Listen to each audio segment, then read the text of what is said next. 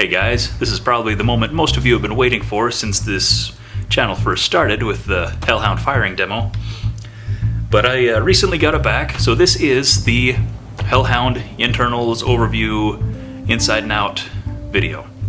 So, for starters, the Hellhound is a Firefly that's been shortened a bit, and I'll cover that more in another video. Behind a Strife, inside of a long shot with a Busby Baron inverted and mounted underneath. Now, this was of course built for the Nerf subreddit Merge Masters Challenge, which was an integration competition, and this took first place in the middleweight category. What makes the Hellhound a little special is, for one thing, I've never seen an integration that quite has the same flavor. I mean, I've seen Fireflies on the back of Strifes, and I've seen Strifes inside of long shots, but the whole combination, and I just was really pleased with the overall silhouette and the lines and just how all the shells merged together. And I'm particularly happy with how the Baron turned out, which I've also been working on a few others done kind of the same way. Now, one of the main questions I've been getting ever since this was kind of revealed was, how does the Baron fire since there's no trigger? That is answered by this little switch right here, which is a Vortex Vigilon mag release lever. So when you prime the blaster, then you trip that,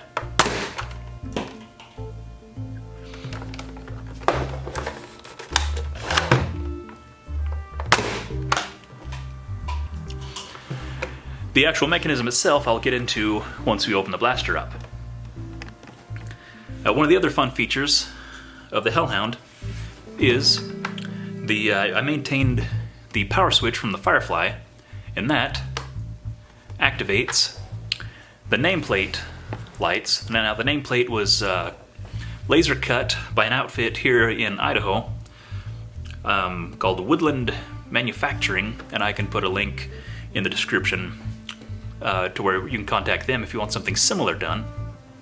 But it's a cut to the same shape as the original Longshot logo, but it's been cut out, and then I put some clear red plastic behind that's backlit, and that's what gives it the illumination. And I'll show the rest of the light up features when the lights are out here in a little bit. I don't know if it'll show on camera, but the Hellhound also has a Muzzle Flash feature.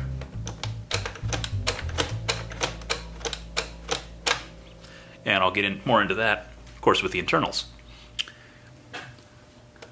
Another feature is this bit of tack rail on the back acts as a 2-speed switch. Now in the rear position, it activates a 2S LiPo that powers the MTB Rhino 130 motors up front, and you get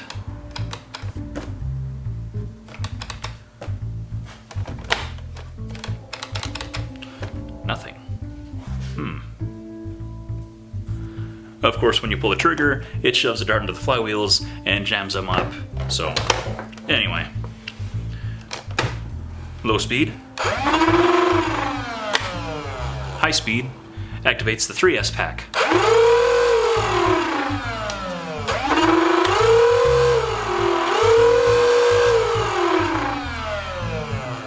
Is it practical? Probably not. Is it cool? I think it's cool. Is it fun? Yes, indeed. So, and more in that, how the switch was wired with the internals. But here's one more little overview before we open it up. And I'll try to include some more pictures at some point during the video for some still shots to get a better picture of kind of how the shell is integrated overall.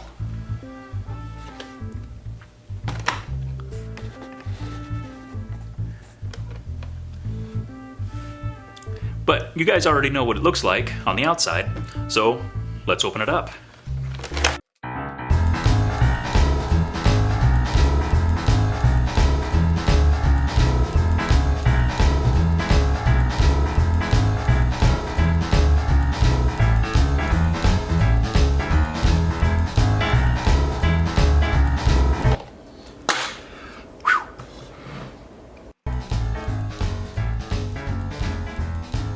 Now, I have not had this opened up since before the competition, so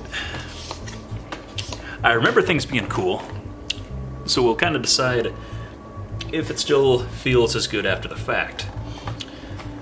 This was also, I think I completed the build the day before the deadline for the competition, so a lot of this was kind of rushed, so bear with me, things may be a bit ugly.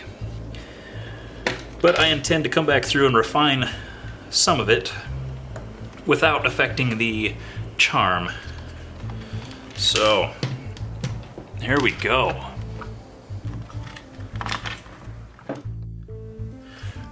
Okay, for starters, this is a mess of wiring on the LEDs, and I'll pull that up, boom. Because I'm using red LEDs, orange LEDs, white LEDs, and yellow LEDs, and different colors take different voltage. So even though it's all powered off the same tray, I had to run, I think, 3 or 4 separate circuits in order to make sure that each circuit or each color was resisted just right to where I wasn't overpowering or underpowering them. So, of course, the nameplate is illuminated by these 4 LEDs, red LEDs on each side that are kind of aimed in. And yes, it's kind of a hot glue mess, but this was my first time working with LEDs at all, and so I learned an awful lot, good and bad. So it'll get better next time I decide to incorporate LEDs into a project. Now the Muzzle Flash circuit is tripped, well, for starters, the whole system is of course activated or powered by the original Firefly switch, which powers the nameplate LEDs, and runs power to a secondary switch here,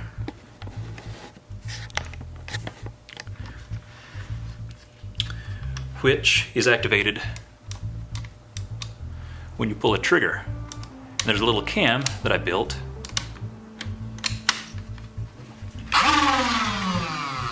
Let's see, I'm gonna get any more zoom on there.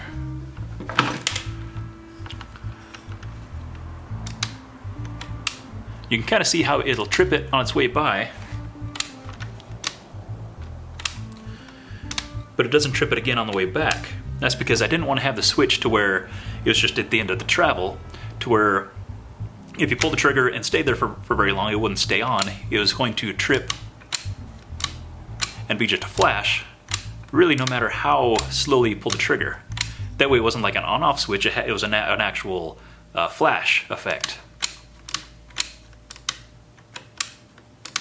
One of those where it's a cool effect and actually relatively simple once I figured out the mechanism. After that, of course, is the 2 battery packs. And what I have here is 2 connectors stuck together. I have a 2 and a 3 to make sure I remember that I plug in the right packs each time. That way I'm consistent on the front and back settings on the switch. And if I remember right, how this works is I have the 2 negative leads on the packs spliced together and going through the circuit. Meanwhile, the 2 positive leads off the battery come to either side of this switch here, which is triggered by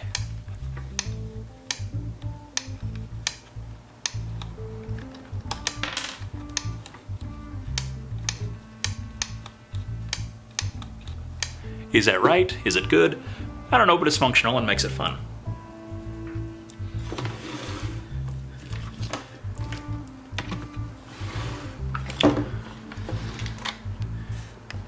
This mag release piece, this extended mag release, is made out of I believe it's the Strife mag release button turned upside down and glued to the original little lever piece with the piece of I believe it was a rough cut trigger that has been cut down and shaped and glued inside to match, and that gives it a nice shape, and it's fairly sturdy. This is a brass guide which I cut, to go around the magazine. Since I disabled the magazine or the jam door, I decided instead of, I'd put a kind of this top to keep darts, loose darts, or worn darts from popping out, and and then clogging up the mag well, which I believe this is probably the cause to the performance issues that this is having that have been exposed during Wacom's review. I actually didn't have a chance to play with this a whole lot after I got it put together. Interesting story, when I was building this, the deadline actually ran up to a right after a family camping trip that we went on, and this wasn't in paint yet. So I actually finished up the bodywork and painted this thing in the mountains, which was less than ideal, but I'm actually really happy with how the paint turned out under the circumstances. So, moving up to the Baron.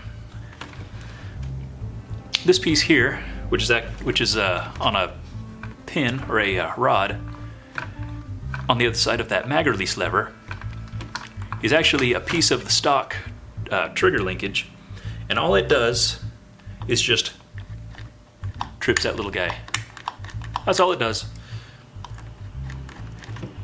But since this had to be mounted on this side of the shell, and this is on this side of the shell, there's really no way to just measure it up and say, oh, well, it needs to go here, so it'll look like this. It took a ton of trial and error and just a whole lot of fitting and testing in order to get that mounted to where it would still trip this reliably.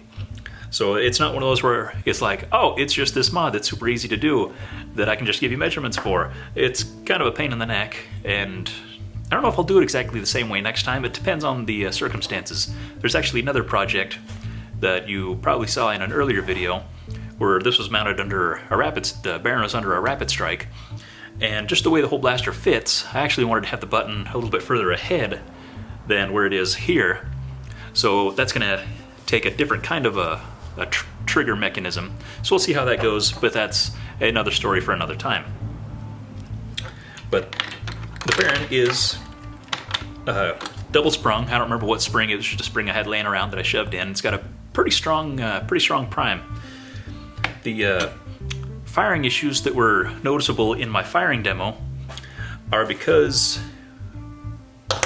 now if you've never seen the internals of a Baron, Busby doesn't use a smart air restrictor system the way Nerf does. The whole plunger tube rotates, and there's a series of holes on the end of the plunger tube that correlate with holes on the back of the, I guess you'd call this the muzzle assembly. And really what it does is that in one position, like for example this hole is lined up with this hole here. When you prime the blaster, it rotates to where now this hole is lined up with the gap between these two holes, and now the bottom hole is lined up with this hole. Then when you prime it again, it rotates. Now the top hole is lined up with the top hole, and the bottom hole is lined up with the gap in between. Well, I decided to be greedy and try to open up the airflow as much as possible to get the best performance. Well, if you open up either of the holes too far, you start running into air leaking past on both sides of the barrel, or on both barrels. So in the firing demo, I believe it's the bottom dart burps out a little bit on the first shot. That's just because a little bit of air was hissing between. So I had this panel here that I built and tried to re-drill the original size holes, but it didn't work out perfect. So I'm probably going to trade out this piece eventually at another point when I'm going through this blaster, just to kind of rectify that problem if it becomes an issue. And of course the air restrictors are they're technically intact, but they're non-functioning. I've noticed with the newer Busby blasters, you can knock out the dart post without affecting the air restrictor itself, because it restricts the heck out of the air coming through, but it doesn't. But I think it opens up just enough to where you get a noticeable increase in performance. That's not gospel. Don't quote me on that and say, oh, Mr. Nathan said that you could do these things and it does wonderful things. I've just noticed that in the little tinkering that I've done with some of the multi-barreled newer Busby blasters. But actually, this is looks like a long strike spring actually. So this is a stock Baron spring with apparently a long strike, and it gets a surprising amount of punch. So who would have known?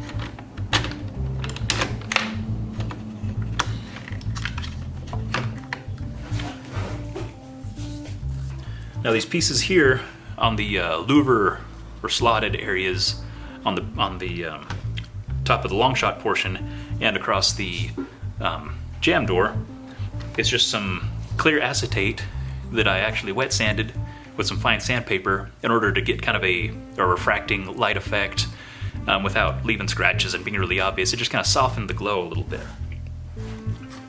And you'll notice in the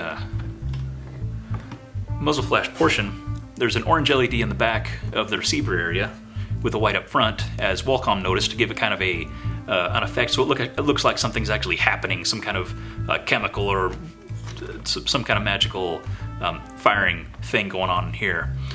And then I also have a yellow LED in the back slot on the across the top of the long shot portion, with two whites in the front. There again, to kind of give an effect like there's something happening, like there's kind of a glow from back here that's shining through, instead of being just a solid white up front, just to give it a little more depth and a cooler effect. And of course, at this point, we're looking at stock cage, stock flywheels. That's going to change as soon as I can get a hold of an artifact cage, and I'll go ahead and have artifact cage and flies on the Rhino motors. I'm going to maintain the 130s just so I don't have to affect the bodywork, but that should help bring performance up to par where it should be. So let's stick it back together and have another look in the dark.